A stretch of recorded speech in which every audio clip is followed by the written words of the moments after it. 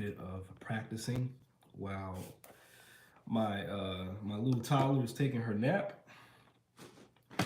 So I want to go over while I practice, give you some mistakes that a lot of comeback players and beginners are going through, especially what I've noticed with folks that are studying with me.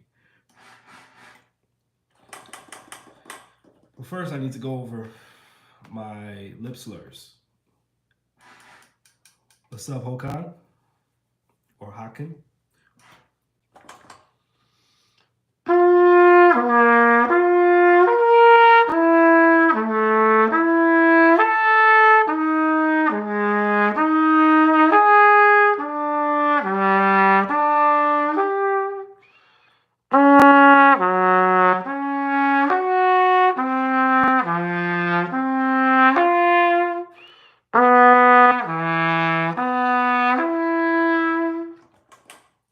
What's up, y'all? Everyone joining here live. We got Ivor from Ireland. Hopefully, I'm saying your name right. If you're joining here today, there's 20 folks. Uh, say hello. Say what up. Where you from? What's up, Nathan? What's up? All right. So mistake number one. There's three of them. There's more than three, but were on my these were on my heart for today. What's up, Nathan? From Barbados. If you can hear me, put a number one in the chat because I'm doing this from my phone, so I'm not sure if you can hear me well. Ivor says, "I love your tutorials. Thanks so much for joining and hopefully more of my tutorials help." What's up, Kwaku from Ghana? Great. What's up, Eric? Thank you for letting me know. What's up, UISA?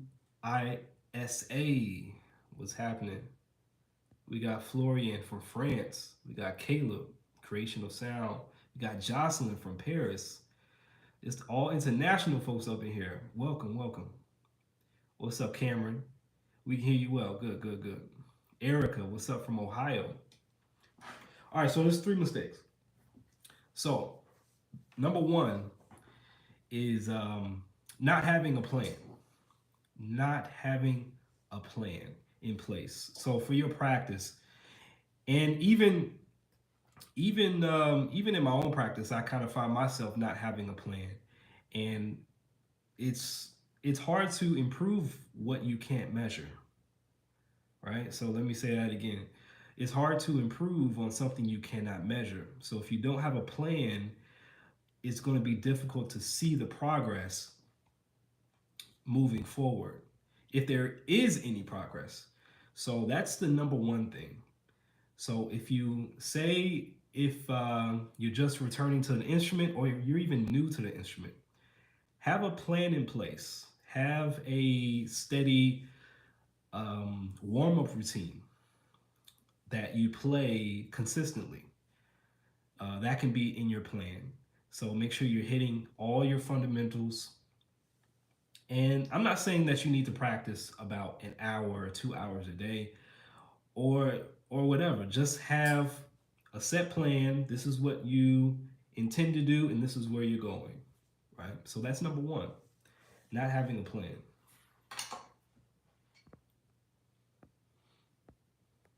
We got Murder Inc. from Amsterdam. Welcome.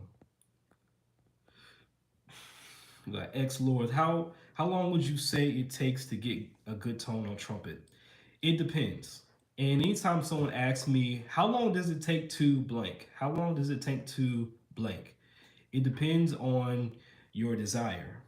It depends on your availability and your to practice, the time you spend practicing. It depends on what you're listening to, what you're absorbing on a daily basis, because we can't build good tone in a vacuum.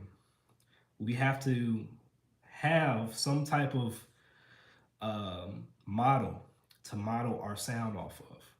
So how long does it take? It depends on your desire. It depends on how you practice and what you practice, and depends on if you're feeding your mind and your spirit with good sounds.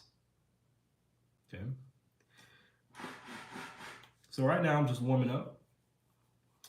I got the trumpet advanced lip flexibilities here because my flexibility isn't the greatest. It's always been my weakest point. Erica says makes sense. Good, good, good. Okay. Let me finish out this line, then I'll get to some more questions and my other two mistakes that comeback players and beginners have.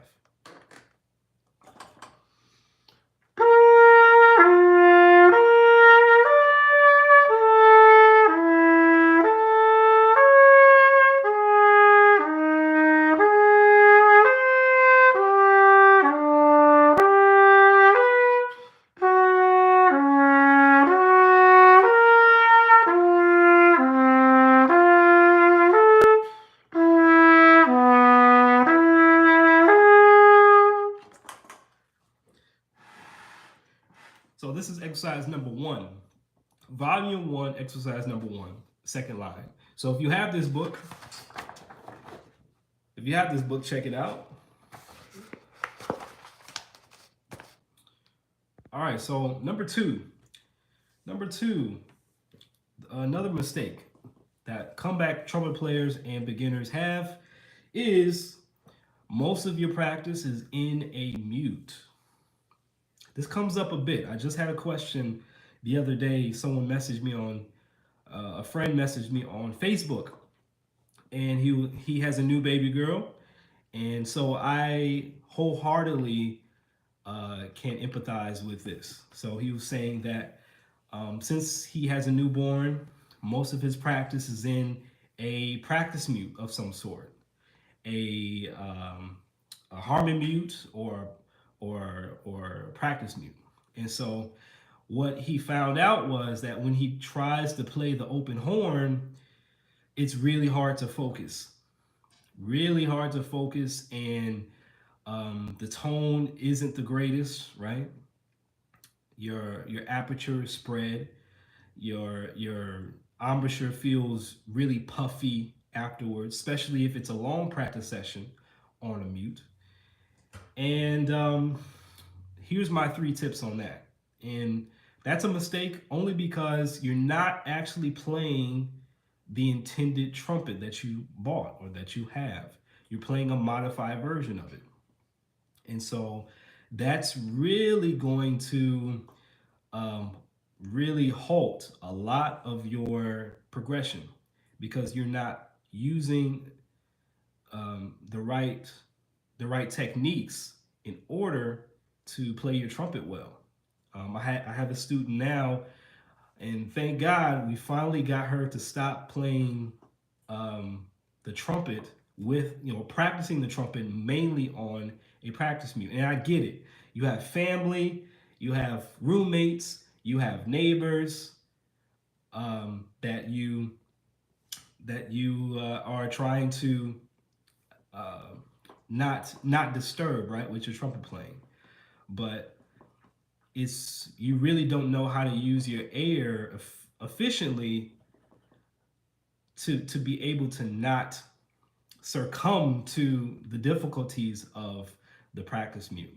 So my 3 tips that I gave to him, I'm going to give to you, is that try, if you are playing with a mute, try not to blow against the resistance.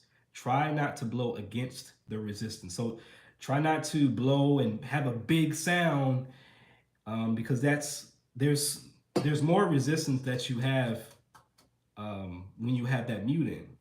And so you're just going to tire yourself out even more, and you're going to get this like really puffy type of embouchure. So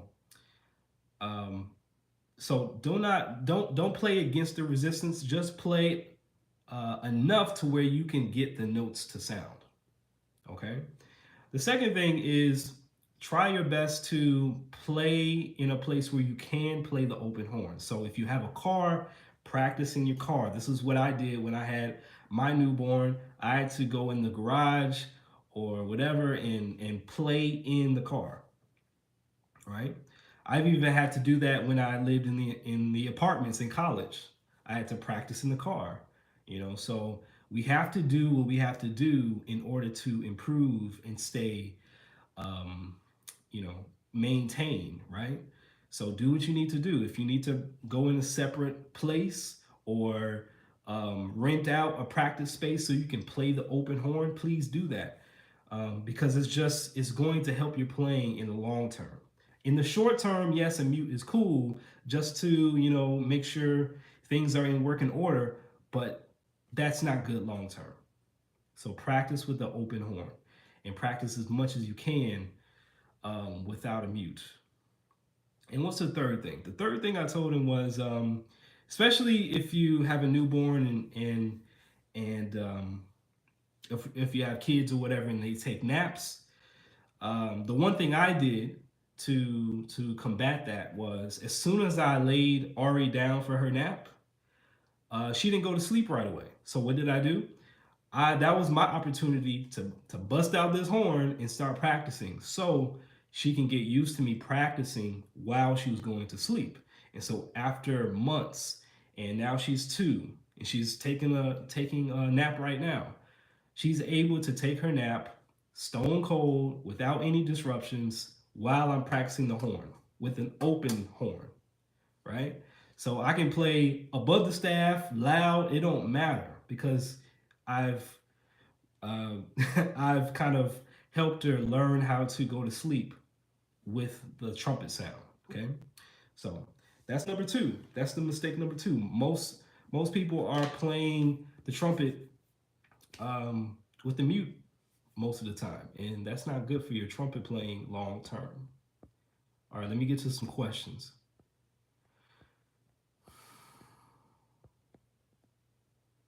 Kwaku says you inspire me a lot.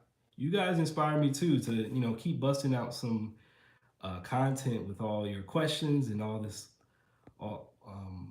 encouragement. So I appreciate you. Alan, what's good? Jocelyn, what's happening? Ivor says, listen to Lee Morgan, copy his tone. Yep. Nathan says, my weakest point is endurance. Okay. I'll get to that. Brianna says, I can reach high notes, but I struggle with playing loud. Don't worry about playing loud right now. Over time, those squeaky high notes are going to turn into something.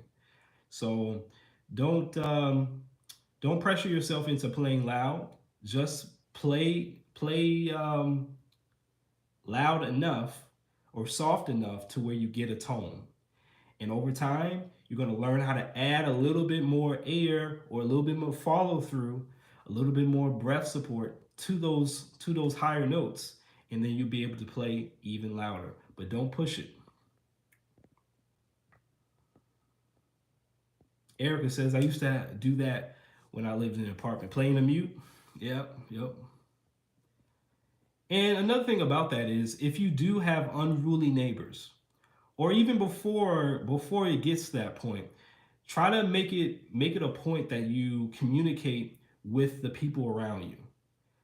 Try to give people a way to get in contact with you, or send them a letter or whatever. Give them a letter, paste it on their door or whatever, and say, hey, like I picked up a new hobby, or I picked up my instrument for after all these years. I'm really excited to be on this journey, but I just want to make sure that I'm not disturbing your peace in your home.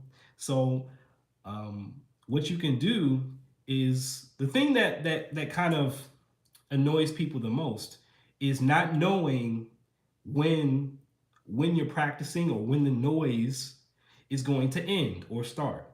So at least if you can communicate with them the times and days that you're going to practice.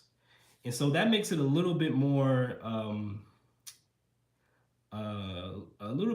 tolerable for the people, for your neighbors in an apartment, or if you're living in, if you have roommates or if you have family, let them know when you're going to practice, and how long. And so people will be very forgiving of that if you let them know that type of information. Because usually people get angry when they don't know when it's going to end, and they're suffering the entire time. So try your best to communicate and be positive, and be welcoming to the people that are going to be affected, uh, with your hobby or with trumpet playing. Um, okay, so that's those are my tips about living in an apartment, or uh, playing trumpet with people listening, right? So hopefully that helps. We got Stevenson in the building. I would like to have more information about jazz. What do you want to learn about jazz? Lupin says, what books should I buy to practice? It depends on your level. When did you start? What are you looking to do? What would you, this was what I said before, have a plan. What do you intend to do with the trumpet, and what would you love to be able to do on the trumpet?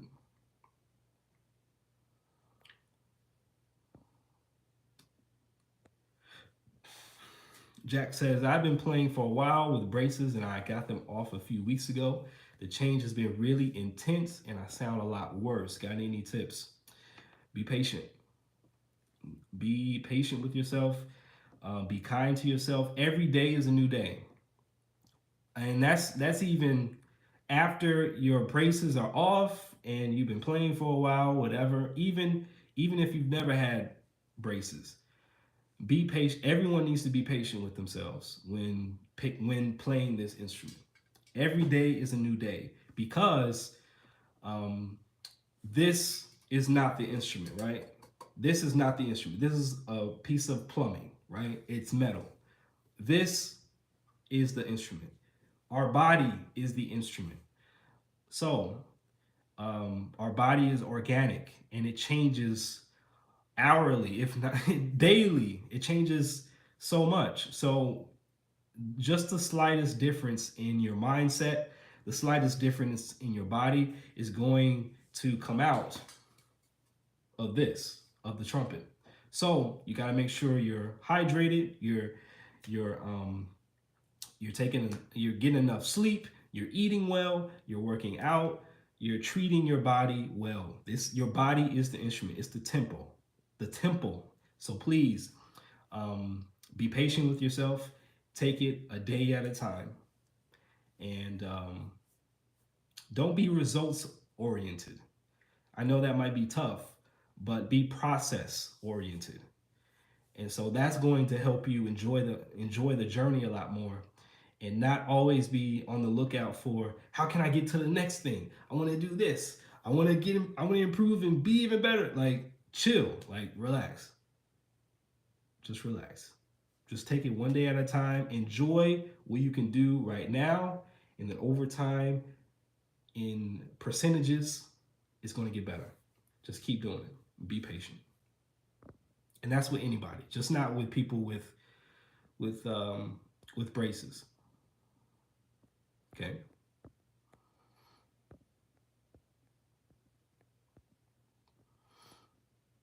We got Foxtrot in the building. Can you hit a Star Wars lick from my band teacher who left last year? Also, shout him out, Mr. Singh. What's up, Mr. Singh? Erica, I have a small solo coming up this Thursday for marching band. Excellent, good job. Good luck, and practice your butt off for that solo, and um, enjoy the excitement. I know you're going to be nervous, or even if you aren't nervous, I know you're going to be excited. So really conjure up all that excitement and just play your best. If you're liking this so far, liking all these tips and all these little words of wisdom, please hit the like button. I got 29 folks watching. If I can get 20 likes on this video, that would be great. I appreciate you. So please hit that like button. It helps get this video out to more folks. All right, before I answer another question, let me finish up another line of this flexibility exercise.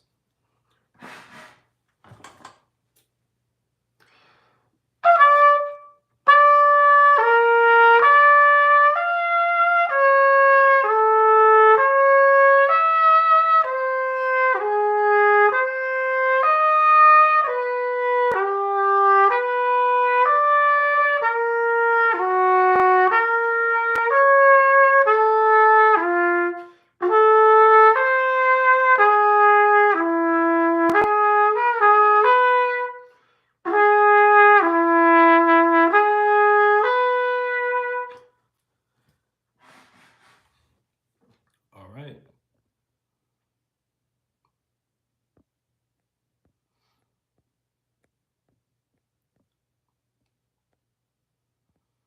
Rock Wolf, what's up? It's always a pleasure to view your tutorials. It's always a pleasure seeing people here and enjoying the content and being here live with me. So thank you, Rock Wolf. Lupin May says, would love to learn jazz, movie, pop songs. I am beginning, intermediate. What do I buy in terms of books? Gotcha. So, if you're, you say you're a beginning slash intermediate, how long you been playing? So I would say my most recommended book for pretty much anybody really is, let's see, do I have it? Well, here's one of them.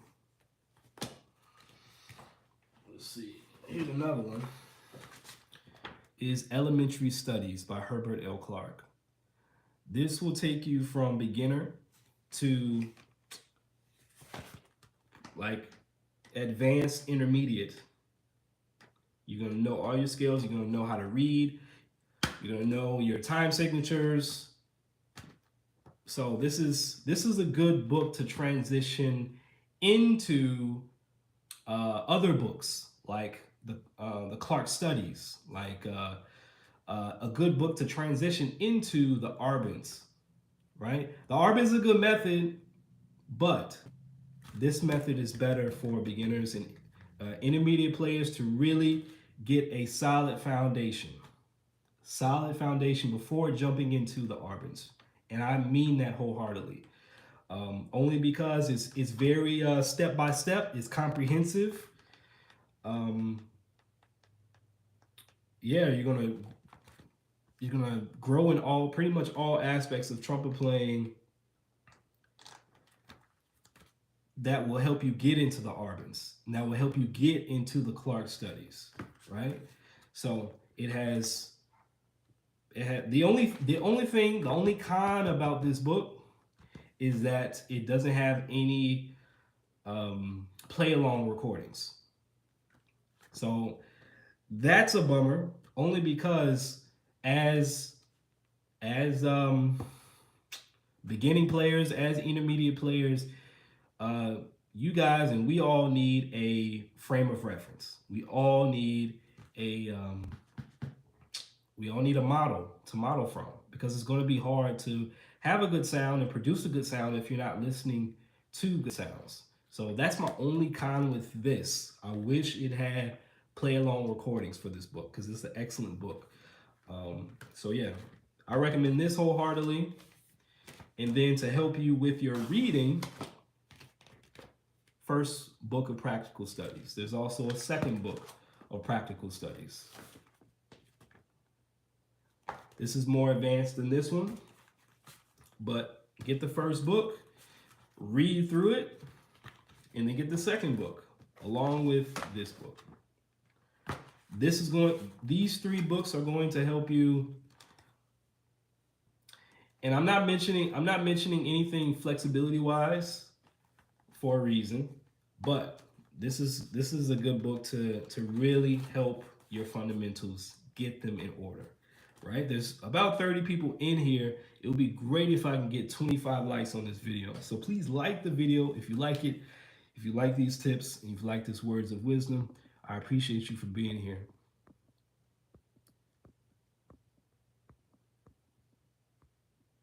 Let's see. Did I miss any comments, questions? Oh, UISA Beats S says, is improvisation hard on the trumpet?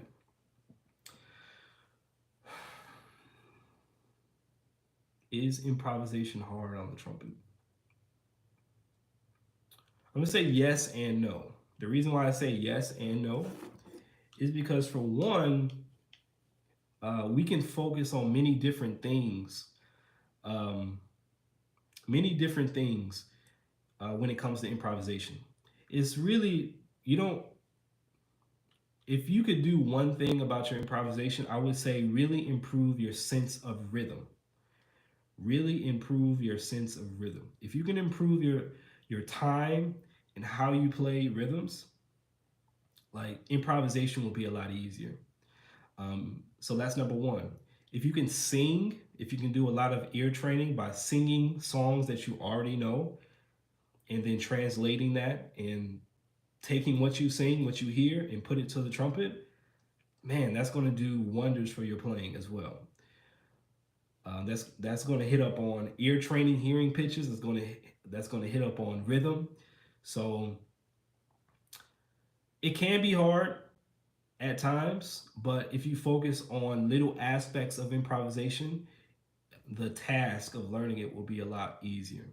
So sing every day, listen to music every day, sing it, and try to play it on the trumpet immediately as much as you can. That's the one thing that helped me improvise when I was younger. I didn't really know anything about transcriptions. All I did was really um, try to play what I heard on the radio a lot. And you don't need perfect pitch for that. So I was already listening to stuff on the radio. I already had songs in my ear. Then it was just a matter of me taking that information, what I can hear and what I can sing, and try to play it on the instrument, like, right away. Okay.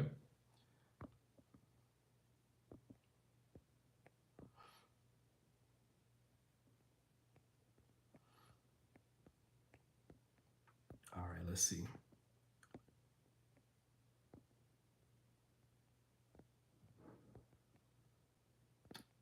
Let's see. Do I have any?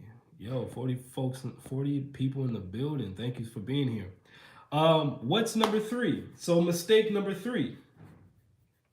So I already went over the first two mistakes. The first mistake was not having a plan. If you don't have a plan, then it's really hard to track your progress and thus get better. Number two is you're practicing mostly in a mute. If you're that's a big mistake especially for beginners. So as much as you can, please stop that. Stop practicing in a mute and try to practice with an open horn as much as humanly possible, because you're going to learn how to actually play the trumpet that you have rather than a modified version of it. Okay? And then number three is you need to, and this goes along with someone else that said they want to play jazz, they want to do pop music and things like that. Is number three, the mistake number three is you're practicing music that's way too difficult for you. You're practicing music and or exercises that are way too difficult for you. And the reason why that's a mistake is that the best place to improve is right at the edge of what we can do. And something that's not too easy and something that's not too hard or too difficult. And the reason why I say that is because if it's too easy, then you're going to get bored, right? You're going to get bored playing Twinkle Twinkle Little Star. You're going to get bored playing Mary Had a Little Lamb, right? You're going to get bored with that stuff. And so it's not going to be motivating. It's not going to be inspiring to play or practice, right? So you don't want to practice things that are too easy all the time. You don't want to practice things that are too difficult because you're going to get frustrated. You're going to want to quit. You're going to say, like, oh, I need to be more talented to play the trumpet. I can't do this. Like it's impossible to play the trumpet. Of course it's impossible because you're playing stuff that's not at your current level. Okay? So I know everyone has the questions about endurance, everyone has the question about range. The real question is how can I play music that's at my level? Right? So if you really want to improve, you need to play things that are at the edge of what you can do. Say so if we're talking notes, right? Say that's a C in the staff.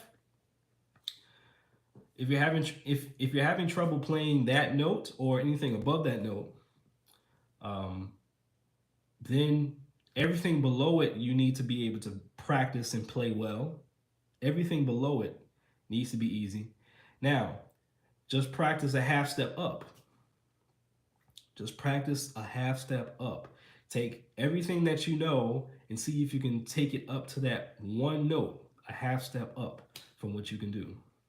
Don't try to go way beyond what you can do. Play things that are just above what you can do.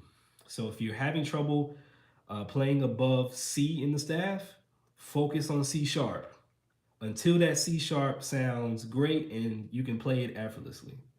But don't go past it if you can't, right? So because you're gonna get frustrated, you're gonna get unmotivated to practice. It's gonna become a chore and all that type of stuff, man. And I don't want that to happen.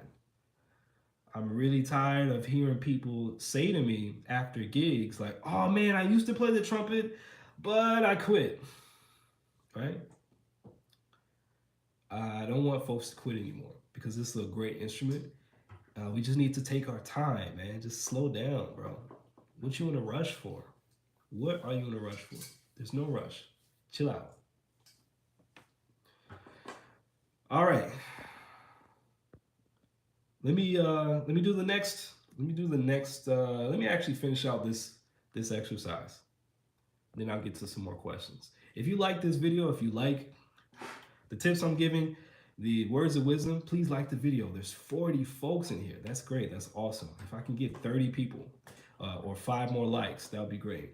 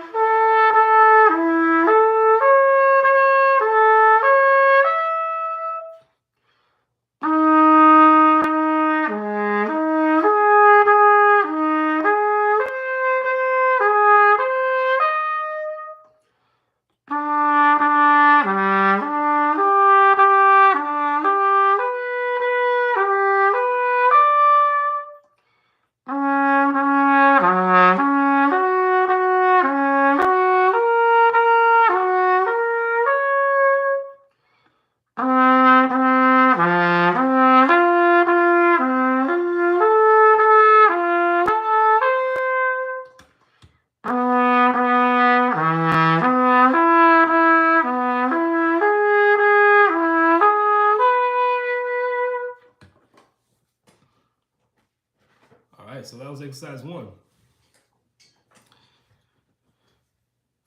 All right, any other questions, concerns?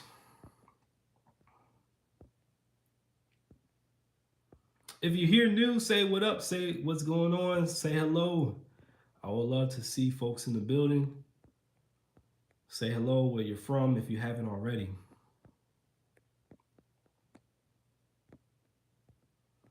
The Unspoken says, how do you get past the nerves of playing in front of people? Like, did you feel nervous in the slightest when you played just now? No, I don't feel nervous.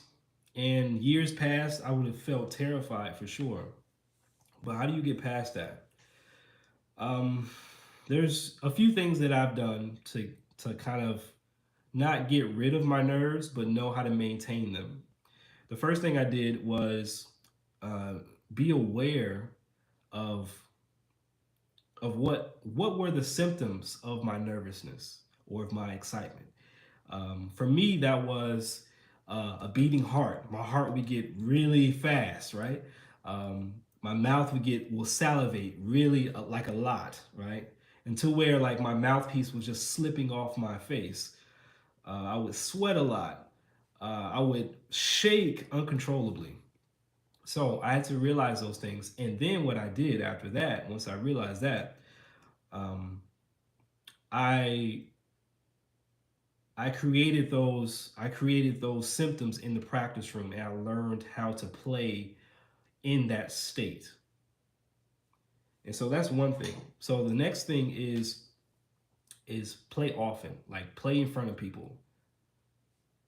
That's it. The more you play, I'm telling you, the more you play in front of people, and the more aware of your symptoms of being nervous and you learning how to control it or manage it, the better you'll be. The better you'll be.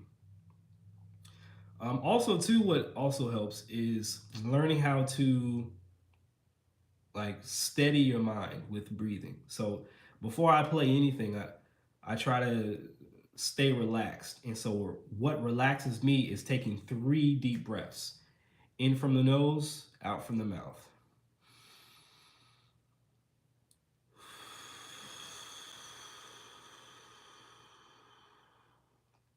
Doing 3 or 4 or 5 of those, that really helps calm myself down. And so I'm ready to play.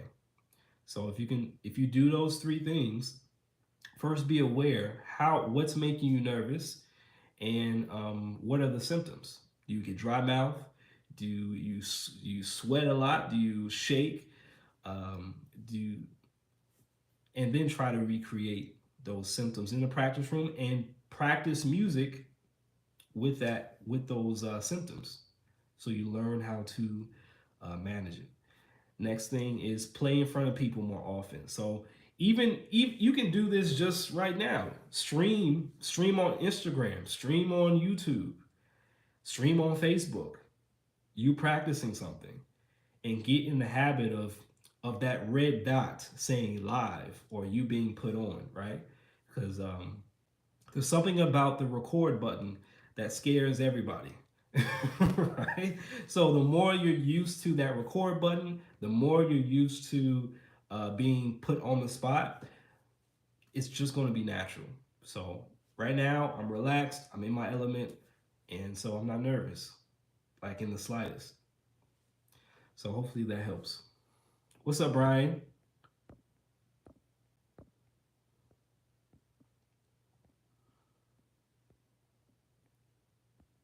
All right, let's see. Any other? What's up, Alte? Hopefully I'm saying that right. Belay is another good one for character. UISA says, "Can I improve on C scale for sure?" You mean can you improvise on the C major scale? The answer is yes. Nathan, thank you so much for saying like the stream, guys. Thank you, thank you. Jesus says, "Hello, I'm from Mexico. I started learning trumpet about a year ago. Now I can play some standards, but I can't improvise. I think I need a master now. Some advice? Sorry for my bad English. You're great." I mean, I read that just fine. Your English is great. I can't speak Spanish for the life of me. So you're doing wonderful. Um, so what's your question? Let's see. I think I need a master now. Some advice. You can't improvise over standards. Okay, so you started learning a year ago. My advice to that is, of course, get a teacher, for one, that can show you the ropes and help you along with that journey. The second thing is transcribe. And you don't have to transcribe an entire solo, but you have to at least pick something out, pick something off of the recording and try to play it on your trumpet. And that is the hardest part. That is the most difficult part.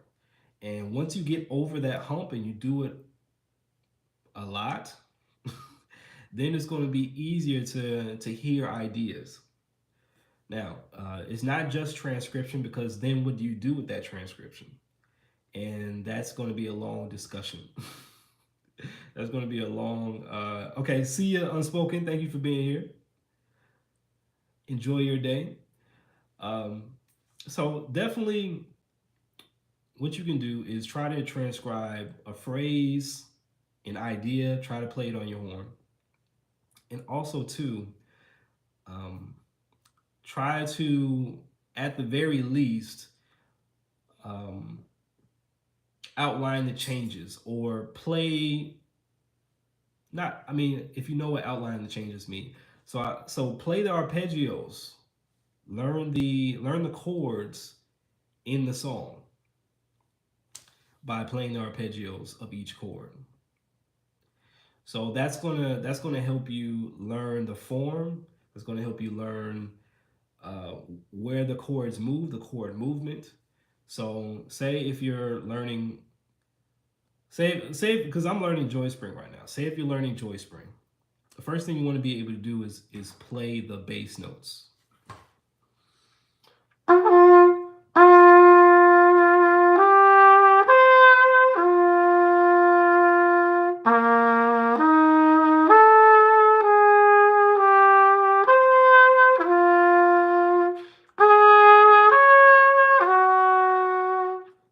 All right, so be able to play the bass notes of the tune that you're learning, because that's going to help you learn where you are in the song while you improvise. Okay, so at the very least, play the bass notes. After that, try to play the triads of each chord. After that, learn the form. Like, what's the form of the song? Is it a 12-bar blues? Is it AABA?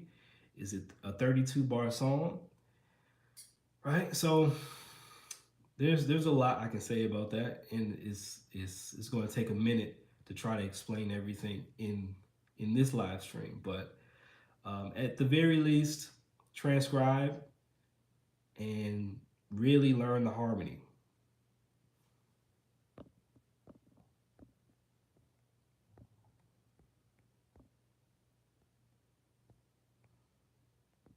We got Nathan saying this content shouldn't be free. GME says, what is a good trumpet for intermediate players if they want to get more into higher level bands? If you want to get into a higher level band, you don't need you don't need a new trumpet for that. Um, it depends on what you're playing now. So, what they don't care about what kind of horn you have. They care about how good you play. So, my opinion is focus on being good and getting good. Hopefully, your horn isn't holding you back from that. If it is, try to get someone that has that can hear you try out different horns. So I don't know what you're playing right now, but um, go out, try some mouthpieces. At the very least, try some mouthpieces before you think about getting a new horn. Try a mouthpiece. Um, but yeah.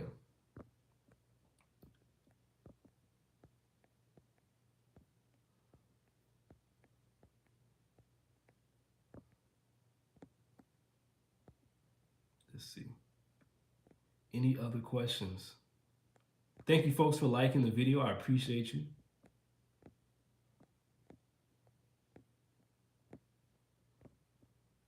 Just looking for more comments and questions. Fox Trot says, perfect pitch is an amazing thing to have. It makes playing a whole lot easier. If you're gifted to have that, then that's cool. But most people don't have perfect pitch, so um, relative pitch is just as good, if not better. Gabrielle, tips for embouchure placement. So there's plenty of books that say 2/3 top lip to bottom lip, or two thirds top lip, 1/3 bottom lip. It should be in the center. It should be this. It should be that. One rule of thumb for me is just, or for any of my students, is just be able to have this mouthpiece above this line here, where you see my mustache and then you see where my lip is. Try to have the mouthpiece above that. How far or how much, it depends on your anatomy. It depends on your teeth, depends on your structure. But at the very least, try not to play too low, especially with my folks with bigger lips like myself. Try not to play in the red. And the red is this lip right here. So try to at least have the inside of this cup over this line here. Now, it doesn't have to be in the middle, depending on your mouth or your teeth. It doesn't have to be straight in the middle. So how do you find that optimal spot? Form your embouchure. Form your embouchure. Make sure your teeth are aligned as much as possible. And then see where that airstream is. Is it up here? Is it down here? Is it straight out? And place your mouthpiece over that airstream.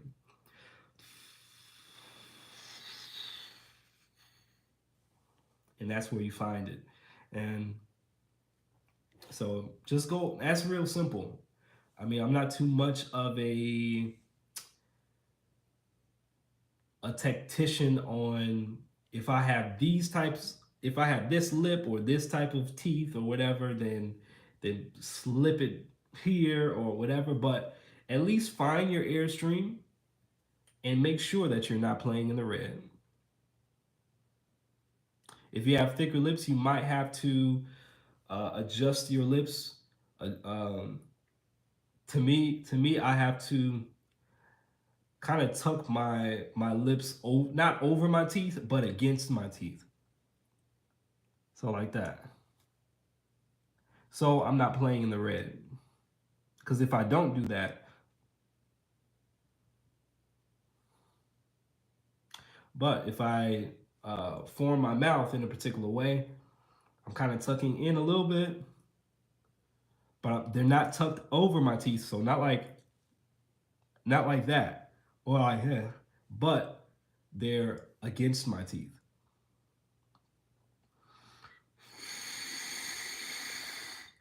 And see if you can blow a nice steady airstream through the mouthpiece and there's no leakage on the sides. Okay, so hopefully that helps, especially my folks with thicker lips like myself.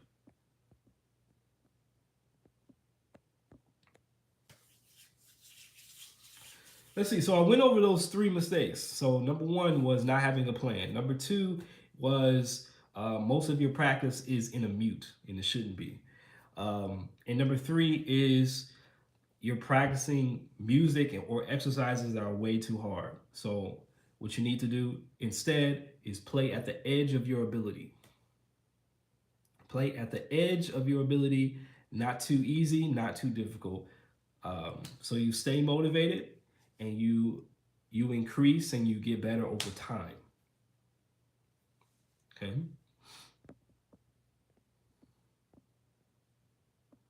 If these tips help you at all, please like the video.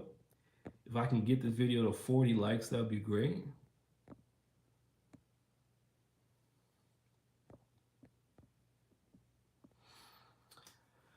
So, not sure if I know how to pronounce your name, but Teagle says, what type of mouthpiece would you recommend for return players? A mouthpiece that's comfortable to use and comfortable to play. Me personally, I don't know anything about equipment.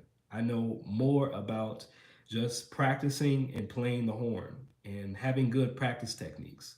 But what you can do, try to find someone in your area that can hear you try out different mouthpieces, different horns, and see what sounds and feels good to you. Right now, that's not my level of expertise, equipment, but I will get there one day. But what I can tell you is try to find something that's comfortable to play. Don't worry about the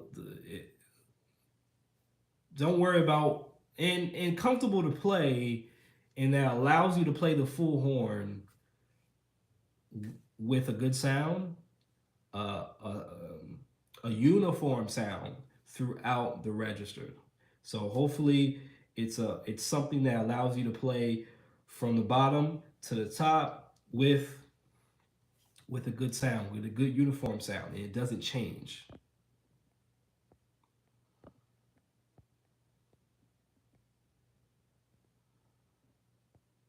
We got Noah in the building. What up, Noah?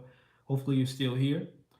Says, what's up? I'm so grateful to watch your YouTube channel. You're so amazing and wonderful. My question to you is, what is the key to becoming a great trumpet player when you don't understand the music? I like that question. That's different. That's different. I like that.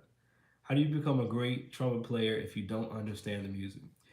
The key to becoming a great trumpet player is having curiosity, being curious. I was watching an interview, and this is not even, it doesn't have to be about trumpet either. If you want to be great at anything, you gotta have these attributes. You have to be obsessed. You have to be obsessed with whatever you're doing. Um, and so with that obsession comes curiosity. And you're curious and you're trying and you're finding all types of answers and all that. So you have to have an obsession with what you're doing.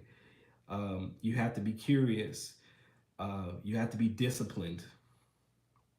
Um, and I guess to kind of finish my thought about this video, this interview, Kobe Bryant was talking about discipline is not enough. And you might be able to find it. Just look up Kobe Bryant, discipline, interview, whatever. And so he was saying that discipline is not enough. Um, Also, motivation isn't. Motivation shouldn't even be in the conversation at all. Because if you need to be motivated to do something, you're not that passionate about it. And I wholeheartedly believe that. Um, but with everything, if you want to be great, you got to be obsessed with it. You got to be determined. You got to be curious. You got to be disciplined. And if you have all those things, then there will be no question whether or not you will be great. It will be a matter of when, right? So keep going at it. Keep being curious.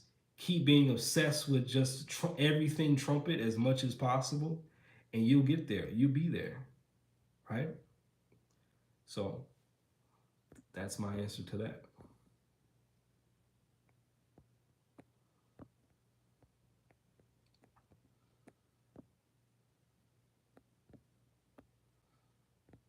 Kwaku says, "Thanks a lot for sharing these tips. They really help. Great, that's good. I'm glad they help. I wish someone had these tips for me when I was coming up."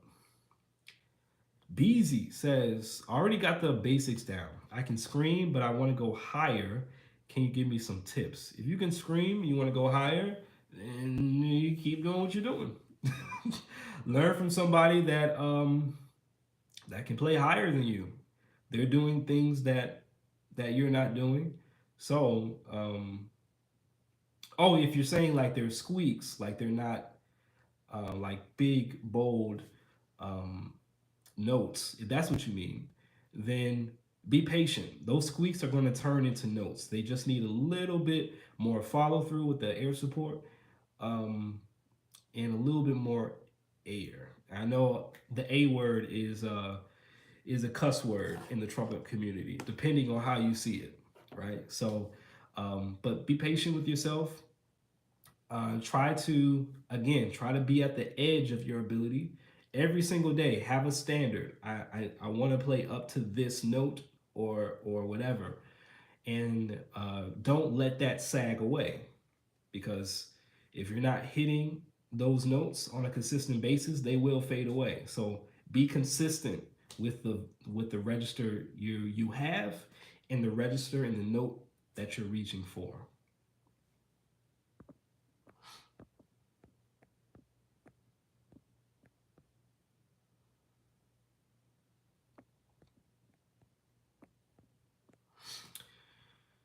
G Junior 29 says, "What type of mouthpiece do I use? I use a Bach 3C. I really want a new mouthpiece. I think it's time. That's why I said I'm not an expert at equipment, because I've been rocking with the same equipment for years, probably almost more than a decade.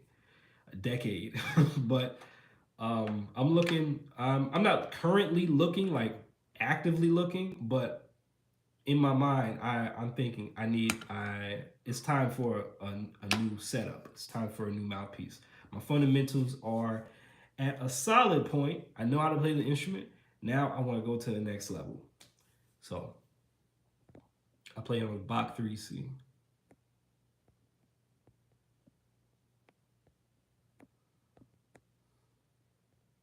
Foxtrot says, "How do you fight for first chair?" Um, Practice more. Practice more. Practice more than everybody else. Practice. It's not about practicing more, but it's also practicing smarter. Practice smarter. Be smarter. Be smarter and practice harder. And not harder like, "Ugh," but be more consistent and work harder than everybody else, and you'll get there. Um, but be smart about it. Okay. Be obsessed. Be curious. Be disciplined.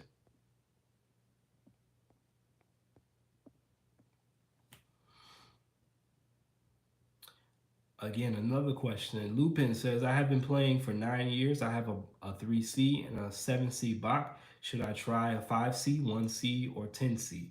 Yes. The question is yes. The answer is yes. Yes. Try it all. Try it all. Try it all. Try everything. Try as much as you can, as much as you can afford. Um, and then pick the best one.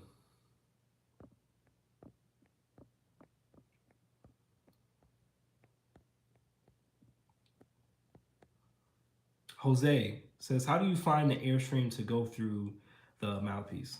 Okay, so one thing you can do is form your embouchure. So firm corners, relaxed middle, blow. Make sure the air is going in one direction.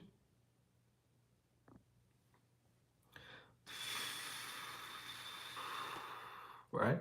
Make sure there's no air leaking out from the sides or going anywhere but straight ahead. And then use your other hand and find where that airstream is. It's not up here. I don't feel my air up here. It's not over here. I don't feel it.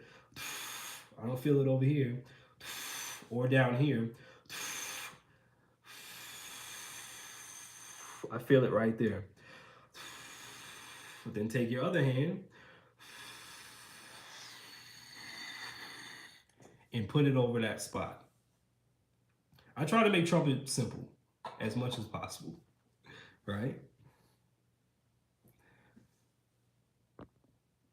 So use two hands. One hand is to find the airstream, the other hand is to guide the mouthpiece over that airstream.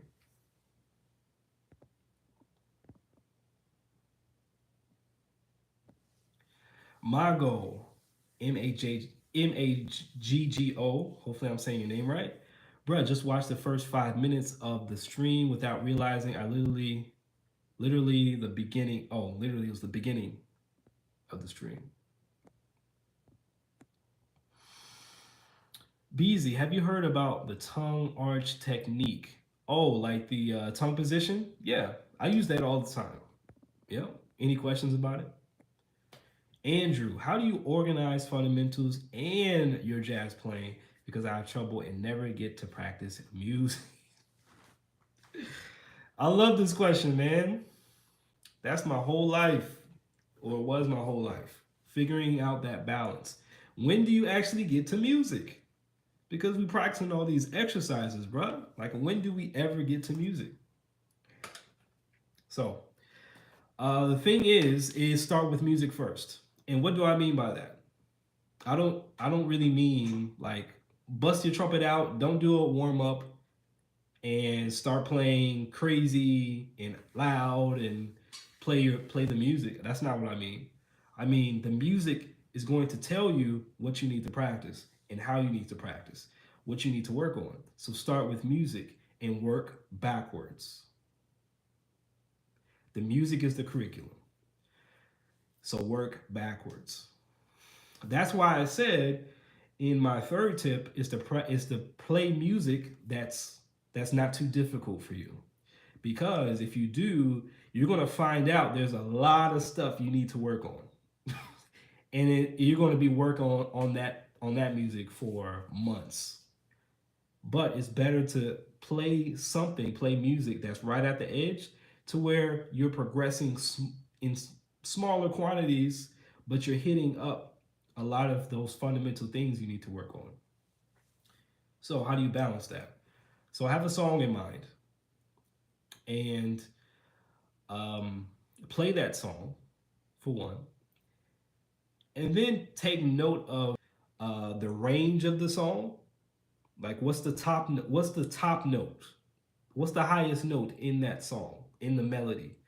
And then say, what's the lowest note in that melody? That's going to be the range of your song. And um, then say to yourself, am I able to play that range within the song? Okay. And then say, okay, what are some scales? What are some things I need to do in order to play this song um, with ease? So look at the key signature. Oh, it has two sharps. Okay, what is two sharps? Two sharps is D major. Okay, so I need to practice my D major scale. Right. So you at least know a lot. You have a few things.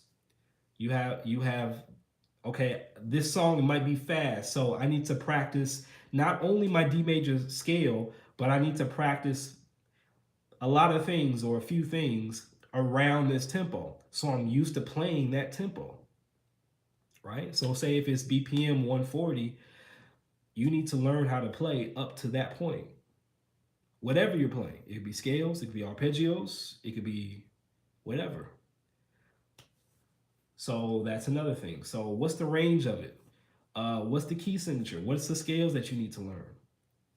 Um, how big are the intervals? What's the spacing in between the notes? Is it what's the most difficult spacing? Is it a major third? Is it a fourth? Is it a 11th? Okay, I need to work on my intervals. I need to work on some interval studies that will help me learn how to play this song. Um, okay, so now you're not practicing exercises in order to play music.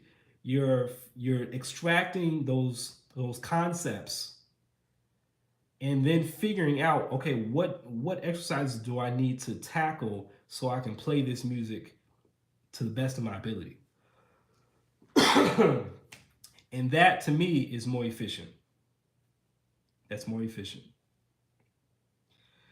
because what most of us do as trumpet players, we play everything. We play all the exercises and we throw them at a wall to see what sticks, and it is not applicable to any of the music we actually want to play. So start with music first, go backwards. And so when it comes to jazz or improvising, you got to figure out, okay, what are the key signatures that I need to learn? So for instance, for Joy Spring, that song requires me to know at least 8 of the 12 keys, major keys. So I need to be up. I need to be able to play those 8 keys in a variety of ways. So I play exercises that hit those keys. Eventually I might play all 12 keys, but my priority is what's going to allow me to play the song the best or the best of my ability. So structure your practice by the music that you want to play. Hopefully, it's music that's right at the edge of what you can do, and really look at it, analyze it to see what are some components of this song that I can extract and practice. Practice those exercises, apply it to the music right away. So you're not just playing exercises just to play them, but you're playing exercises that are applicable to the music that you want to play. Hopefully that makes sense.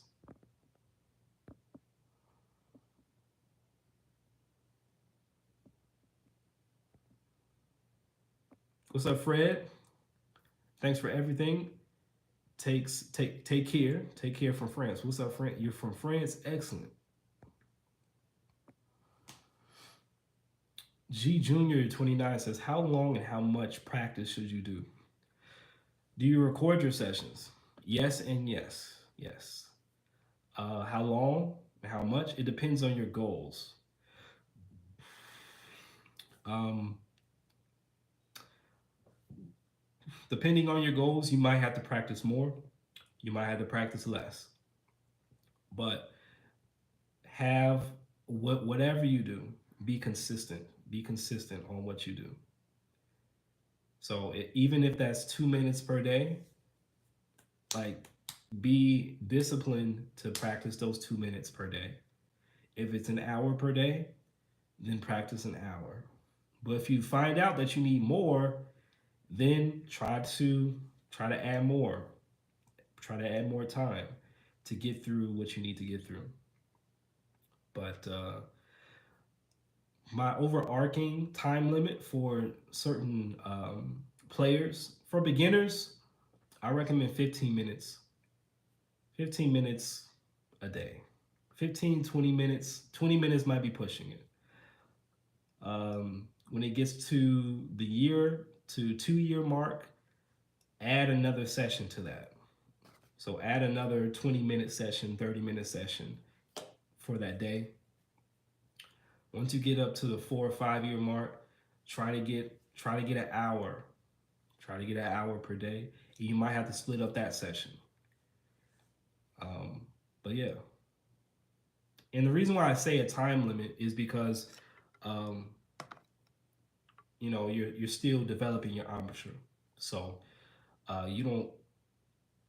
If you do want to practice more, split up the practice sessions per day. So if you are a beginner and you ambitious and you trying to get at it, then um, split up your practice if you can. Split up your practice into 15, 20-minute segments throughout the day, and make sure you're fresh.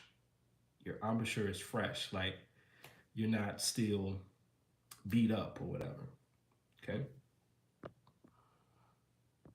And yeah, so record your sessions, because really, if you do have a private teacher, they only see you once a week. You see yourself 24 hours a day, 7 days a week, 365. So the best way to track your practice is to record your practice and then listen back. Like really listen back. Be kind to yourself. Write down things that you like about what you're doing, and then write down a few things that you think needs improvement. And then for the next time, work on those things that need improvement. But you have to listen back. You can't just record it and then ignore it, because that defeats the purpose.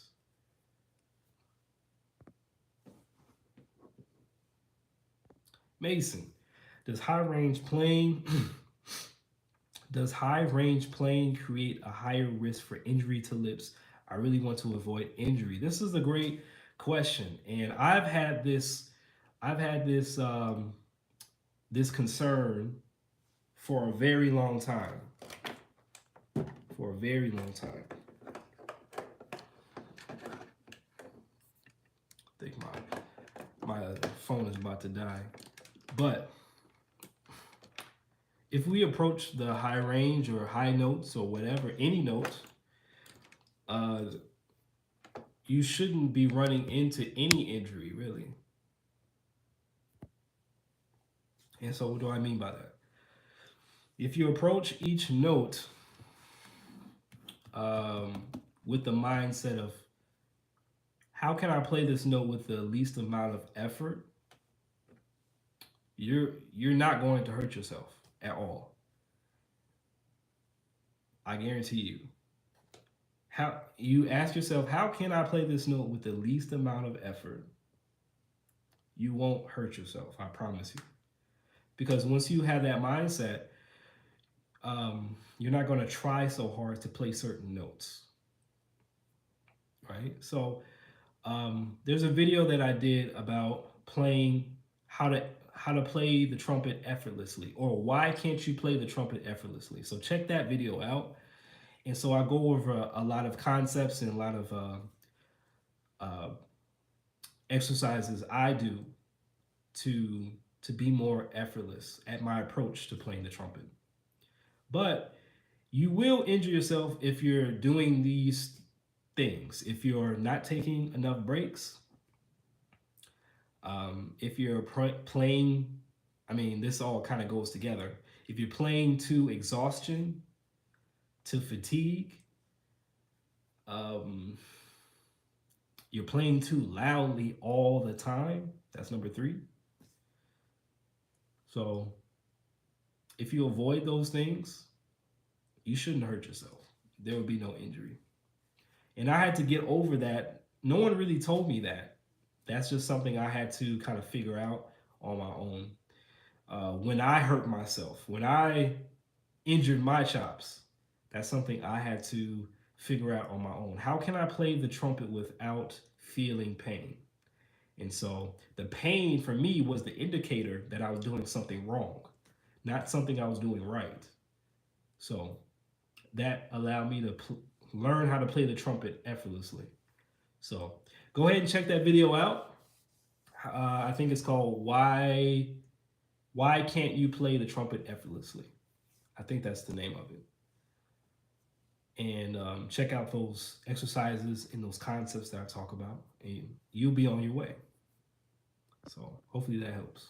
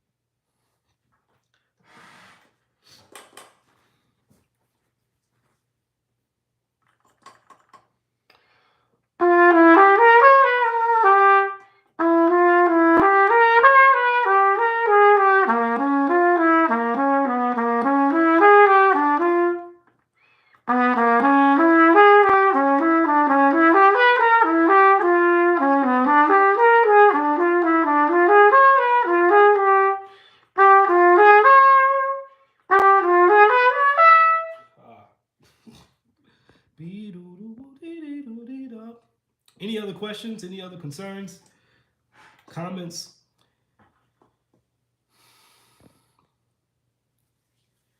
Mr. El Guartero, hopefully I said that right, says doing a great job helping us. Thank you. No problem. I'm glad these things are helping you all. These are all things I wish I knew. If you're liking all these tips, all these words of wisdom, please go ahead and like the video. We're at 46 likes. That's awesome. If we can get to 50, that'll be even awesomer. That would be even greater. So if you haven't liked the video already, please go ahead and like the video. Let's get it up to 50 if we can. Thank you. Alan says good points. Well, great points. I appreciate that. So what I'm practicing here is a diminished pattern. I haven't I haven't really practiced diminished scales at all ever in my whole entire life. So this is my way. This is my way of practicing. Excuse me, practicing the diminished scale because I want to get that sound and get this shape under my fingers for improvisation. And so yeah, these are some exercises that I've created for myself based on this pattern, in Donna Lee. Let's see, can I remember it?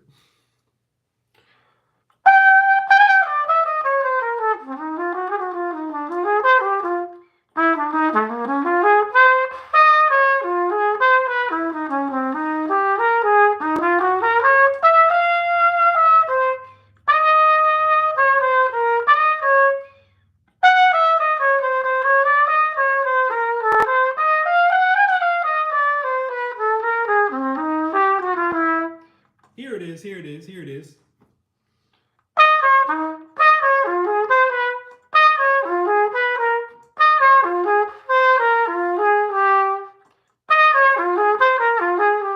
There it is. I'm a little bit rusty.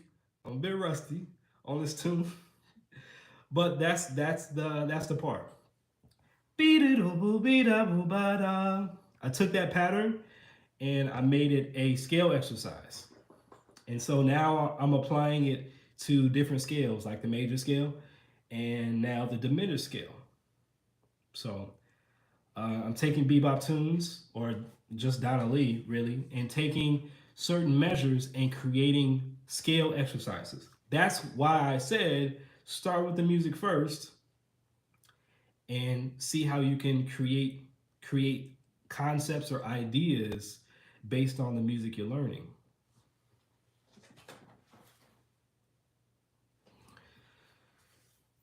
And also, that's more fun to me. It's more fun to play scales this way because it's going to be something I'm actually using when I start to improvise. So I actually have to relearn that tune, Donna Lee. I'm extra rusty on it, but that's the part.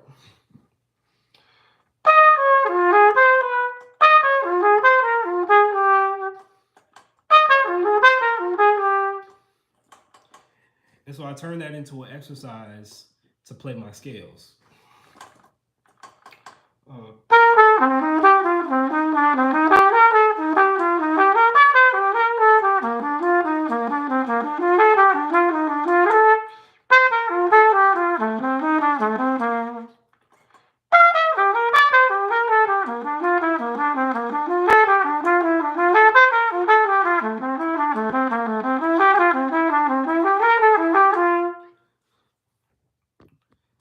and that's the pattern all the way through, and it's a scale exercise.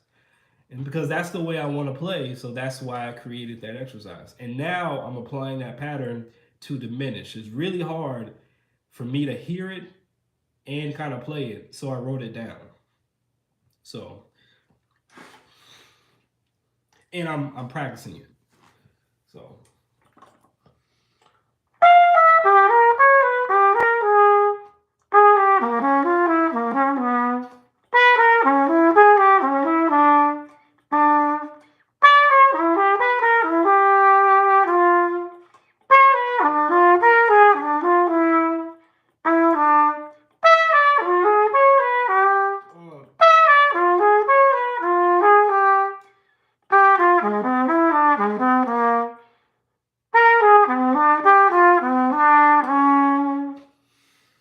Yeah.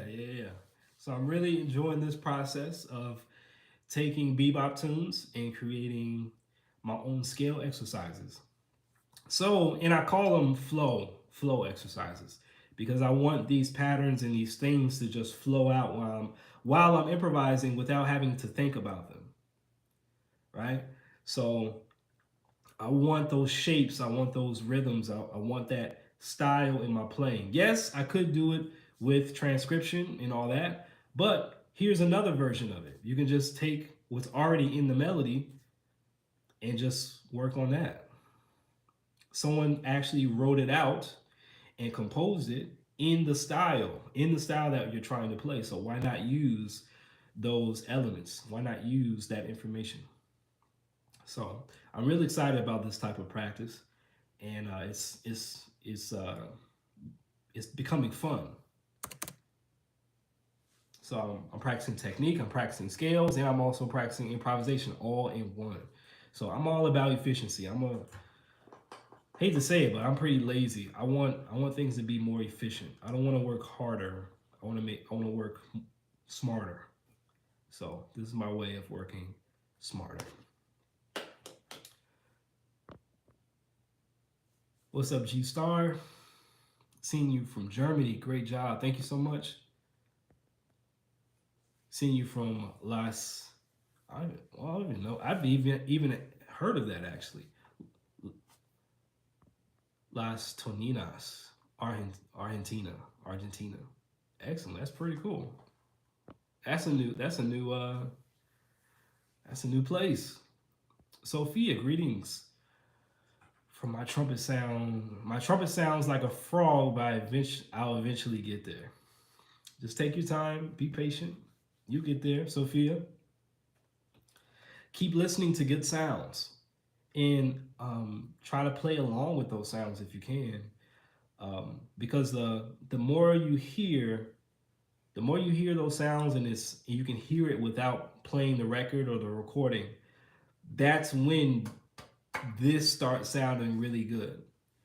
But if while we're playing and we don't really hear anything, um, that's when things kind of go sideways. So try your best to keep listening to beautiful trumpet music, beautiful trumpet sounds, and eventually that stuff is going to be, get into your brain. It's going to come out of your horn naturally. So keep working, keep practicing, be patient. All right. Let's see, what time is it? Oh, I gotta go. I got to go. So see y'all in the next video. Take care.